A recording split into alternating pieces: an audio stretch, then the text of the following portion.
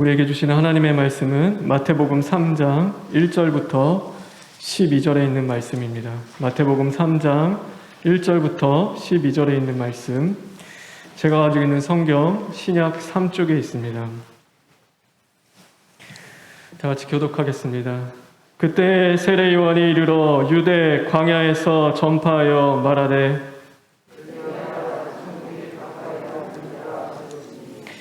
그는 선지자 이사야를 통하여 말씀하신 자라. 일렀으되 광야에 외치는 자의 소리가 있어 이르되 너희는 주의 길을 준비하라. 그가 오실 길을 곧게 하라 하였느니라.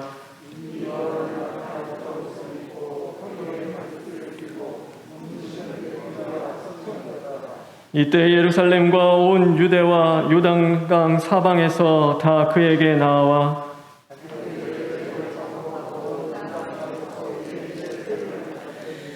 요한이 많은 바리새인들과 사두개인들이 세례 베푸는 대로 오는 것을 보고 이르되 독사의 자식들아, 누가 너희를 가르쳐 임박한 진노를 피하라 하더냐. 속으로 아브라함이 우리 조상이라고 생각하지 말라. 내가 너희에게 이르노니 하나님이 능히 이 돌들로도 아브라함의 자손이 되게 하시리라.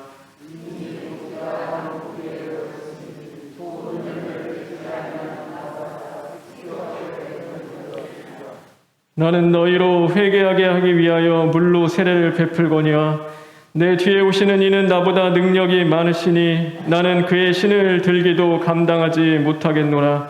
그는 성령과 불로 너희에게 세례를 베푸실 것이요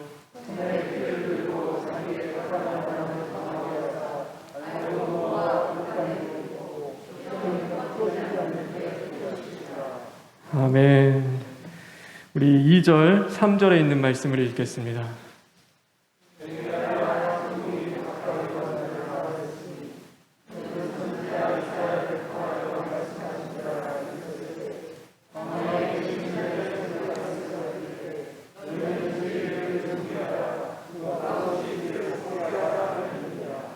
아멘.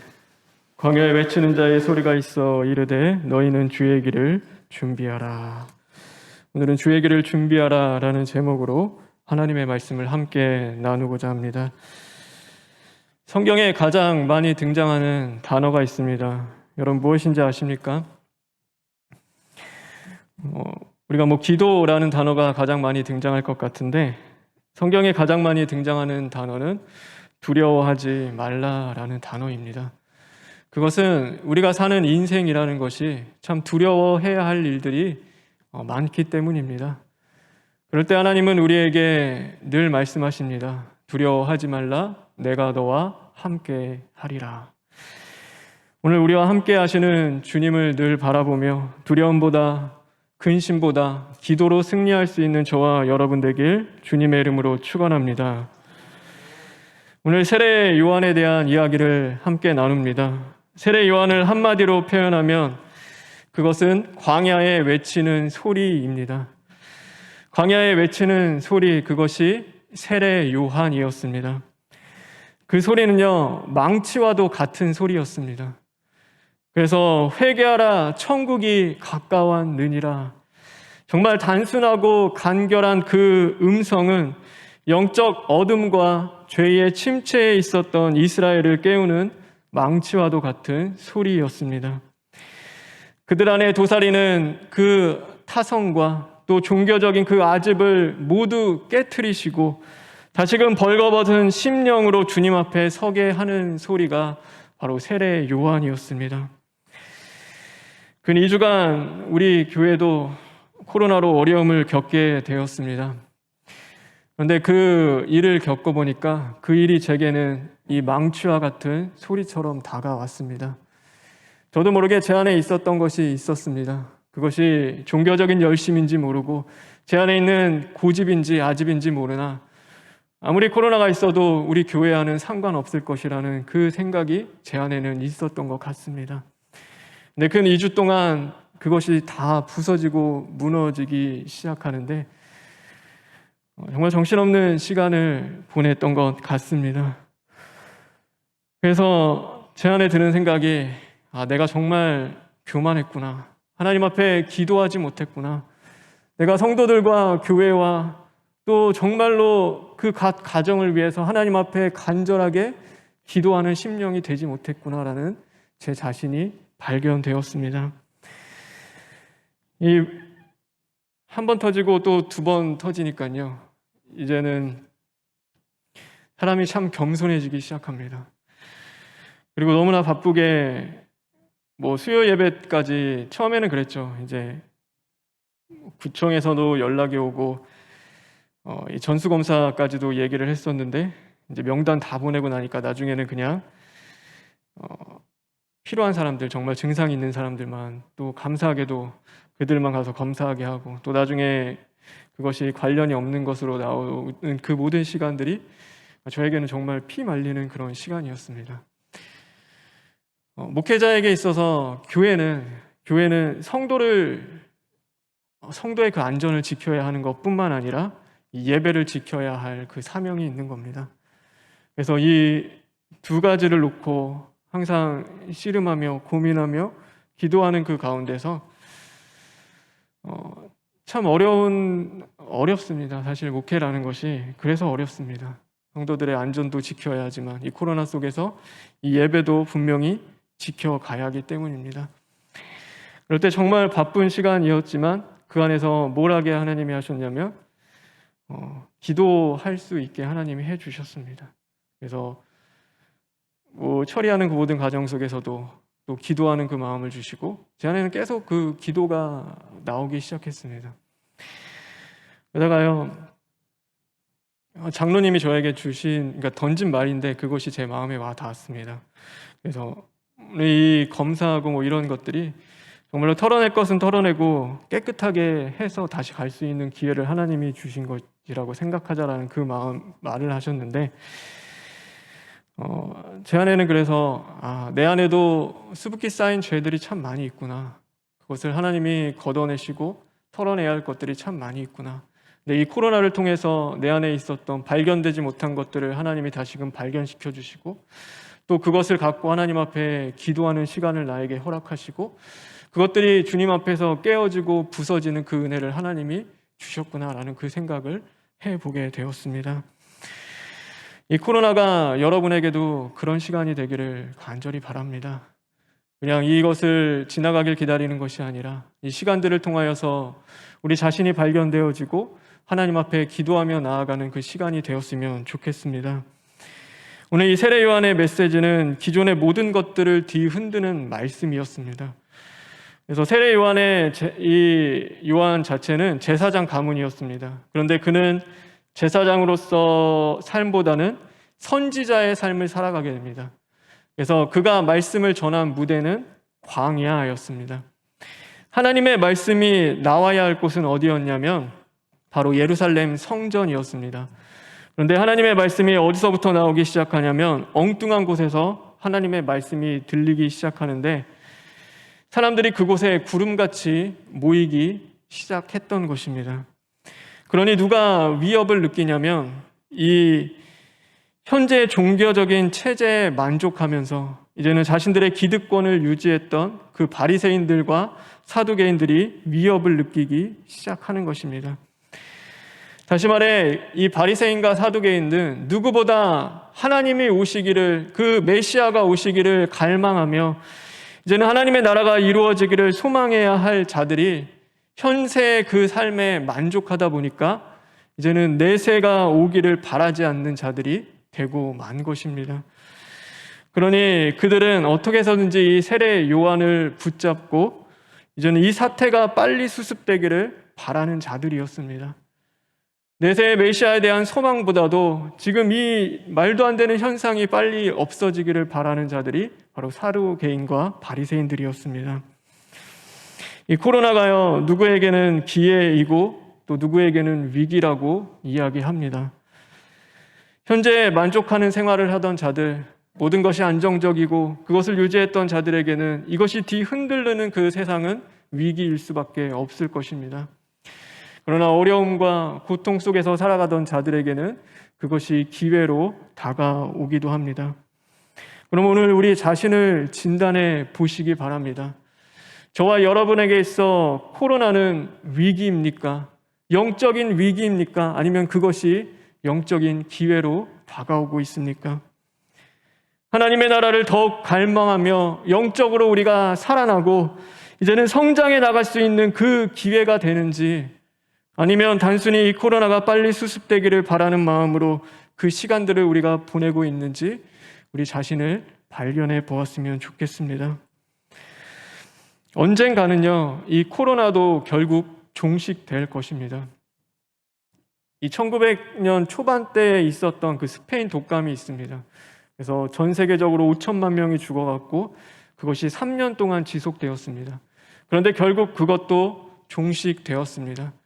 그래서 이 코로나라는 것도 마침내 끝내는 언젠가는 종식되게 될 것입니다. 그러나 모든 것에는 때가 있습니다. 심을 때가 있으면 거두어 드릴 때가 있다고 말씀하십니다. 하나님이 주시는 그 때에 우리가 더욱 자신을 겸비하여 시인하고 회개하여 회개에 합당한 열매를 맺어갈 수 있는 복된 저와 여러분 되길 주님의 이름으로 축원합니다. 오늘 이 중요한 메시지, 회개가 과연 무엇인가에 대한 그것을 우리가 생각해 볼 필요가 있습니다.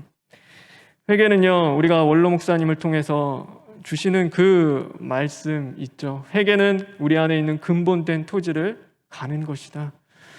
그래서 심령 안에 있는 그 근본된 죄의 씨가 죽어지는 것이 바로 회개임을 우리에게 말씀해 주셨습니다. 우리 안에 있는 그 죄의 씨가 죽고 하나님의 나라와 말씀이 임할 수 있도록 옥토가 되는 것, 그것이 회개입니다.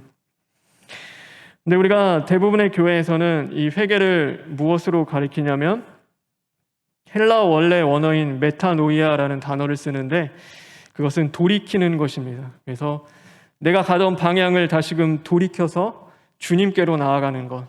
그래서 죄의 길로 가던 그 걸음을 멈춰 세우고 돌이켜 주님께 나아가는 것을 회개라고 이야기합니다. 생각해보면 죄가 우리의 발목을 붙잡고 있는데 우리가 정말로 그곳에서 다시금 돌이켜서 주님을 바라보는 것이 우리에게는 쉬운 일은 아닙니다. 오늘도 죄의 씨가 죽지 않고 여전히 나를 붙잡고 있는데 우리가 그것을 떨쳐내고 주님 앞에 나아가는 일들은 결코 쉽지가 않은 것입니다. 회개라는 단어는 사실 구약에 있는 그 히브리어로 보는 것이 더 맞습니다. 그래서 히브리어로는 이것을 나함이라고 이야기하는데 그 단어에는 원래 후회한 것을 돌이키다라는 뜻이 있습니다. 그런데 이 돌이키는 것은 맞는데 그 대상이 다릅니다. 사람이 돌이키는 것이 아니라 바로 하나님이 돌이키신다라는 것입니다. 그래서 하나님이 후회하신 것을 다시 돌이키는 것, 그것이 바로 회개라고 구약은 이야기하고 있습니다. 세상의 악이 강성해지니 하나님이 사람 지으신 것을 후회하셨습니다.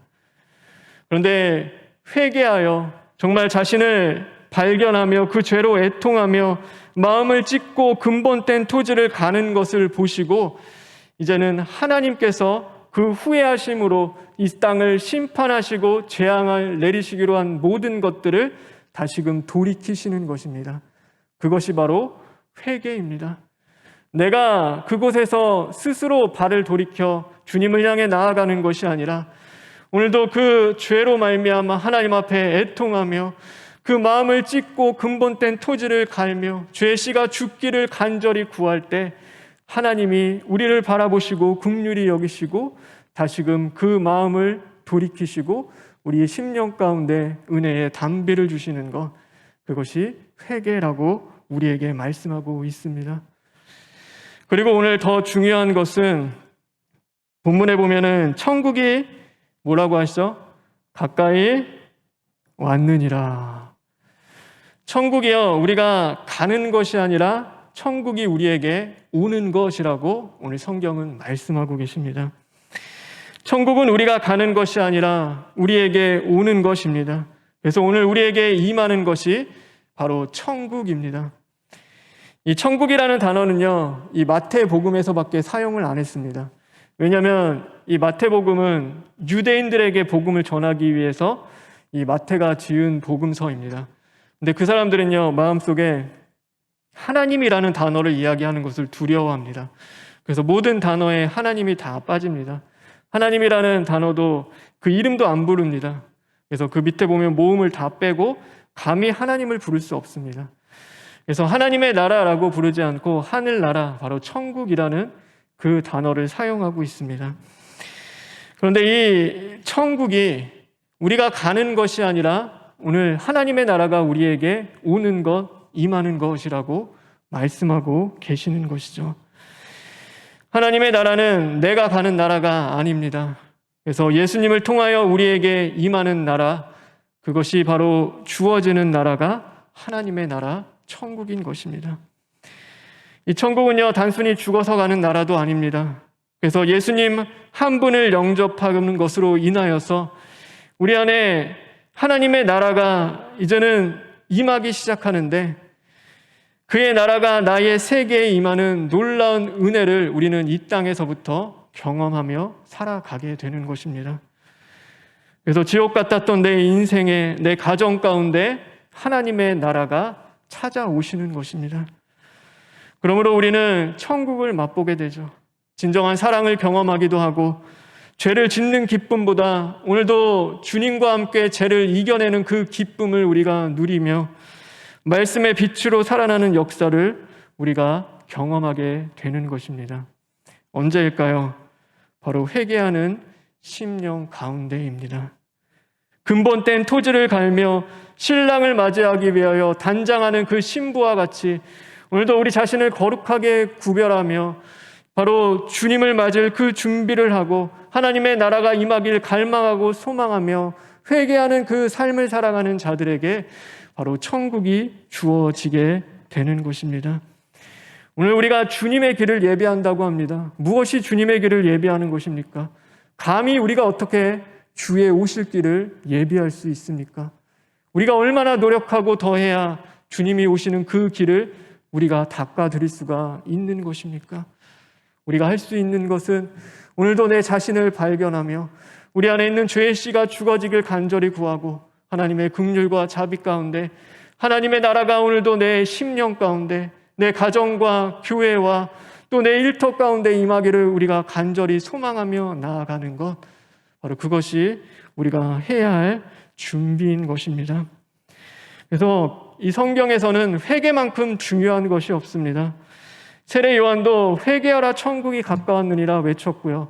예수님이 공생에 처음 시작하시면서 가장 먼저 선포하신 말씀도 회개하라 천국이 가까웠느니라 말씀이었습니다.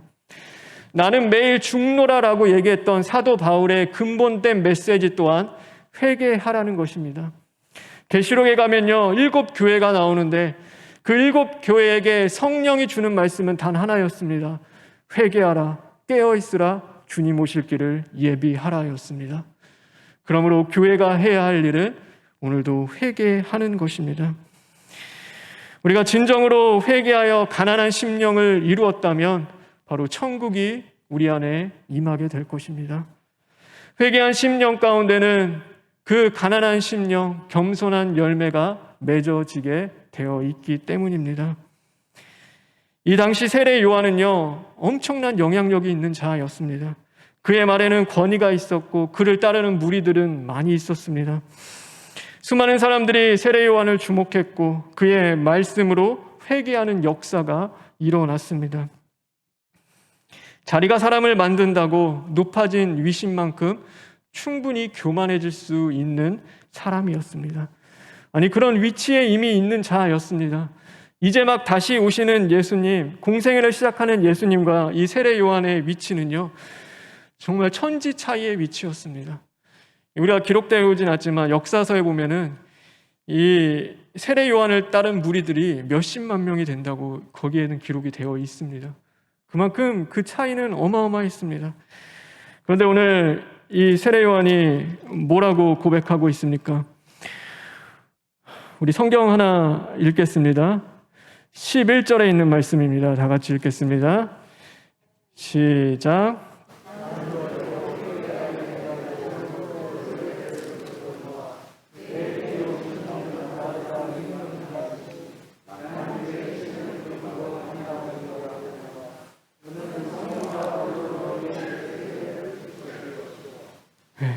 나보다 능력이 많은 이가 오실 것이다. 나는 그의 신을 들기도 감당하지 못하겠노라. 겸손함 가운데 예수님보다 앞서지 않는 자가 바로 세례 요한이었습니다. 우리가 나중에 보면요, 예수님께서 예루살렘에 입성하실 때 나귀를 타고 입성합니다. 근데 사람들이 그 예수님을 바라보며 종려나뭇가지를 흔들고 그 앞에 자신의 옷을 깔며 호산나 다윗의 자손 예수여 우리를 구원하소서 환호하고 기뻐하기 시작합니다. 그런데 예수님과 같이 입성하는 그 나귀가요, 그 수많은 사람들의 환호와 기뻐하는 것, 그 영광이 마치 자신의 것이라고 생각을 한다면 그것만큼 우스운 일은 없는 것입니다. 예루살렘 성에 모인 사람들은 나귀 때문에 환호하며 기뻐하며 열광한 것이 아니라 바로 그 나귀 위에 타고 오시는 예수 그리스도를 보며 기뻐하며 감사하며 환호했던 것입니다. 우리도 착각할 수 있습니다. 잘 되다 보면 나 때문이라고 착각할 수 있습니다. 내가 잘해서 그런 것이고 내가 최선을 다해서 그렇게 된 것이라고 생각할 수 있습니다. 그런데 그것은 위험한 생각입니다. 나 때문이 아니라 바로 오늘도 나와 함께 하시는 예수 그리스도 때문인 것입니다. 우리는 그것을 깨닫는 자들이 되어야 하는 것이죠. 그래서 그것을 아는 자가 지혜로운 자고 복된 자입니다. 세례 요한은 자신을 낮추고 언제나 예수님을 높였습니다. 그런데 자기를 높이는 자를 주님이 낮추시고 또 자기를 낮추는 자를 주님께서 높이신다는 그 말씀과 같이 세례 요한을 예수님이 뭐라고 평가하십니까? 여자가 낳은 자 중에 가장 큰 자라고 말씀해 주십니다. 그는 큰 자였습니다. 사람에게 큰 자가 아니라 바로 예수 그리스도 앞에서 큰 자였습니다. 비록 광야에 머리를 두고 누추한 털옷을 입고 보잘것없는 음식을 먹으며 살았지만 근본된 토지를 갈며 하나님의 나라에 대한 그 소망을 잃어버리지 않고 늘 깨어 근신하며 하나님의 나라를 그의 온몸으로 푸는 그 세례 요한은 사람이 보기에는 보잘것없어 보일지 모르나 그의 삶이 별 볼 일 없어 보일지 모르나 오늘 예수님에게는 누구보다 큰 자였던 것입니다. 우리도 하나님께 큰 자가 되기를 주님의 이름으로 축원합니다. 그래서 내가 자랑하면 교만이 되고 남들이 자랑해주면 칭찬이 됩니다. 그런데 하나님이 우리를 높이시기 시작하면 그것은 영광이 되는 것입니다. 늘 자신을 발견하며 철두철미 시인하고 회개하여 가난하고 겸손한 심령을 이루어갈 수 있는 저와 여러분 되길 간절히 바랍니다. 그러면은 하나님이 높여주실 것입니다. 오늘도 가난한 심령 가운데 그 겸손한 심령 가운데 하나님이 함께 하시고 하나님이 또한 그 모든 것들을 하나님의 때에 열매 맺도록 인도해 주실 겁니다. 우리 코로나와 함께한 지도 벌써 이제 3년이 다 되어 갑니다. 이 코로나는요, 믿는 사람이든 믿지 않는 사람이든 모든 자들을 다 겸손하게 만드는 힘이 있는 것 같습니다. 백신 3차까지 또 맞아야 된다고 이야기를 하죠. 2차까지 맞으면은 이제는 면역이 생기고 항체가 생겨서 이겨나갈 수 있는데 그거를 보란 듯이 우습게 여기며 변이가 끊임없이 생겨납니다. 그리고 3차 백신을 또 맞아야 되는 상황. 또 사람이 가지고 있는 그 최상의 것들로 방역 시스템과 모든 철벽을 쳐도 그것을 다 뚫고 나오면서 아주 보란 듯이 우습게 여기는 것을 보게 됩니다. 그래서 인간의 교만과 어리석음, 또 우리의 그 모든 것들을 이제는 다 낮추시고 또 그 바람 앞에 등불처럼 연약한 생명임을 깨닫게 하시는 오늘 그 모든 것들이 이 코로나로 우리에게 주시는 것 같습니다. 이 코로나가 우리의 영혼을 치는 망치가 되었으면 좋겠습니다. 그래서 이 기간 동안 더욱더 우리의 생각과 우리의 자아와 정욕이 십자가에 죽어지고 회개에 합당한 열매를 맺을 수 있는 기회로 삼았으면 좋겠습니다. 그냥 지나가길 기다리는 것이 아니라 이때입니다. 여러분, 이때 기회가 됐을 때 복 받을 때도 다 때가 있다고 주님이 말씀하십니다. 스페인 독감으로 그때도 교회가 다 중단됐습니다. 밖에서 예배드리다가요, 사람들이 다 수갑차고 잡혀간 때였습니다. 교회 다 중단시키고 교회 다 무너지는 줄 알았는데 하나님이 일으키시고 세우셨습니다. 그 이후에 교회가 사라진 것이 아니라 더 큰 부흥의 역사를 하나님이 일으켜 주셨습니다.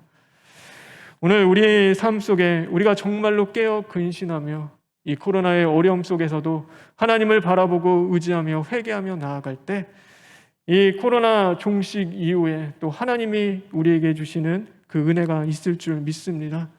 그러니 우리는 낭망하고 실망하는 것이 아니라 늘 주님 바라보며 이기고 나아가는 저와 여러분 되었으면 좋겠습니다.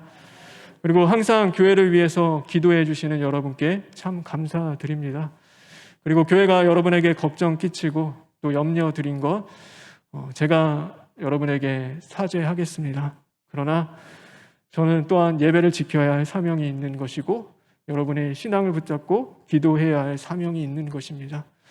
그러니 항상 건강도 챙기지만 또 하나님을 예배하는 일에 게으르지 않고 또 힘쓸 수 있고 또 깨어있는 저와 여러분 되길 주님의 이름으로 축원합니다. 우리 다 같이 기도하겠습니다. 하나님 감사합니다. 하나님 우리가 회개하지 못했습니다. 이 땅을 고치시길 원하는 하나님의 마음 깨닫지 못하고 우리 늘 나태하고 게으르며 안일한 심령으로 타성에 져서 살아갈 때가 너무나 많이 있었습니다. 하나님 우리를 치는 망치와 같은 소리가 들려지게 하시고 그러므로 말미암아 우리 안에서 강한 자극이 일어나고 하나님 앞에 애통하는 심령으로 부르짖고 기도할 수 있는 자들 되게 하여 주시옵소서. 하나님 이 나라와 민족을 고치시고 하나님 우리의 교회를 고치시고 함께하여 주시옵소서. 코로나의 아픔 가운데 있는 성도님들을 지켜 보호하시고 그들을 치료하시기를 주님 간절히 원합니다. 또 우리의 일상 속에서 코로나의 두려움 가운데 떠는 것이 아니라 늘 주님과 함께 기도하며 승리할 수 있게 하시고 하나님의 도우심의 역사가 나타남으로 말미암아 영육 간에 또한 하나님의 보호하심을 받을 수 있는 교회와 성도들 될 수 있도록 주님 인도하여 주시옵소서. 모든 것 주님께 부탁드리며 예수님의 이름으로 기도합니다. 아멘.